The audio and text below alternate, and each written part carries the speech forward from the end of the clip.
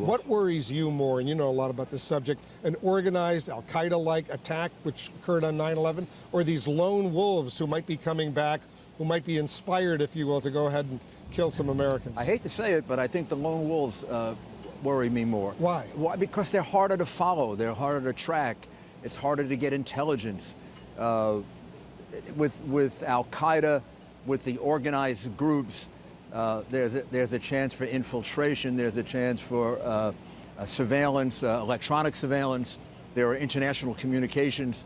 When you have things like this, this ISIS leader saying, go off and do your own thing, nobody has to communicate with anybody. And I think our level of intelligence about ISIS is not at the same level that our level of intelligence about al-Qaeda was. So in that way, it frightens me more. Now, so far they haven't shown the capacity that al-Qaeda had for the kind of attack they did on September 11. So maybe we're exaggerating it a bit, but I think it's better. But they do it's better to exaggerate this than it is to take it lightly. Because they do have excellent recruiting techniques. Propaganda videos are very sophisticated, the ones they're putting out, and they have a ton of money. They've taken hundreds of millions of dollars from one bank in Mosul alone in northern Iraq. It's amazing how they organize themselves. It really is amazing, and it's amazing how good they become as fighters when you consider how quickly they moved in Iraq.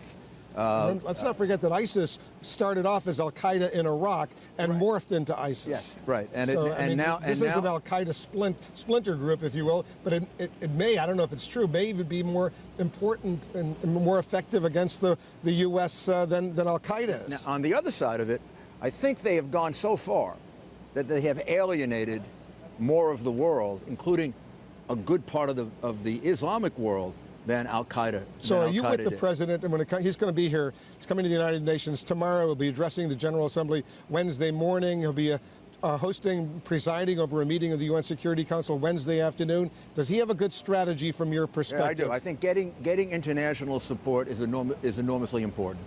We don't want to go it alone. Now, I do have a few objections. I would never have said we're not going to put boots on the ground. I never would announce that in advance. Isn't it smart, though, to be transparent with the American people who are war-weary, as you well know? But isn't it being a leader to lead the American people? The American people didn't want to enter World War II. The American people, particularly here in New York, wanted to quit the Civil War in 1863, except Abraham Lincoln knew that we couldn't. What you're saying, well, let me just interrupt. What you're saying, he shouldn't have said that, but you don't think he should send U.S. combat forces on the ground in Iraq and Syria, do you? He has.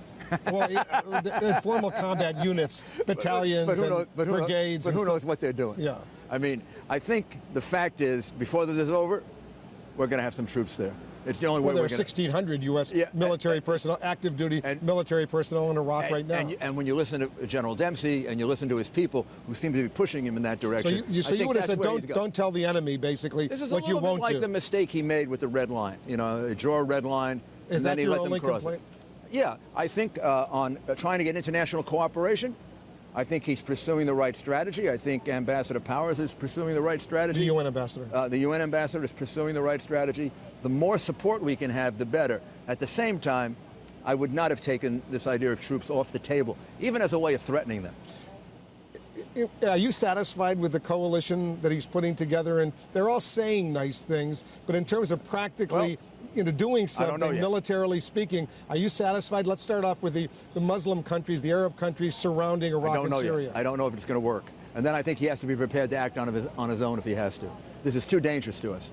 I mean, we get as much support as we can, but this is not just a threat to the rest of the world, it's a threat to the United States of America. What if this new government in Baghdad really doesn't step up to the plate? The U.S. can't, want more to be achieved in Iraq than the Iraqis themselves.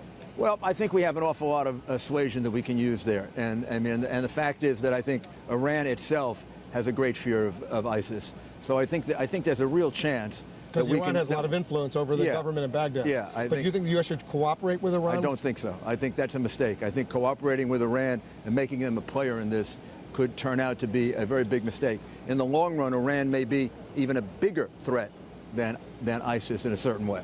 How safe is your city, New York City, right now? This city is as safe as the New York City Police Department can make it, which is the best police department in the world. Ray Kelly, Bill Bratton, The current police commissioner. Current police commissioner. There aren't people that know more about terrorism than those two men. These police officers you see here, they train every single day. We're a target. We know we're a target. But I'm going to tell you something that was the most inspiring to me on September 11th. There is twice as many people living in downtown New York now than there were before September 11th. New Yorkers realize they're a target, but they're resilient.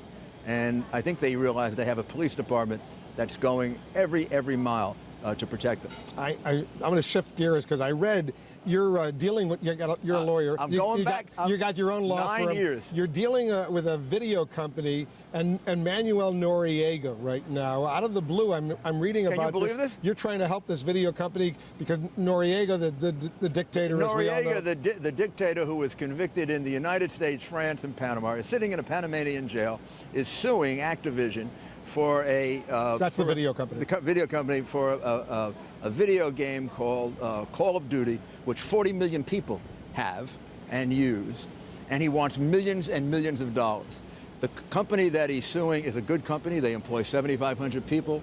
They have found homes for 5,000 veterans, and they help veterans constantly. They put a lot of money back into the community. He wants millions of dollars because he's mentioned as a bit player in this. He's one of 45 characters. President Bush is in it. Oliver North is in it. General Petraeus is in it. They're not suing. He wants millions of dollars out of this company. Now, it has a certain danger to it as a free speech issue.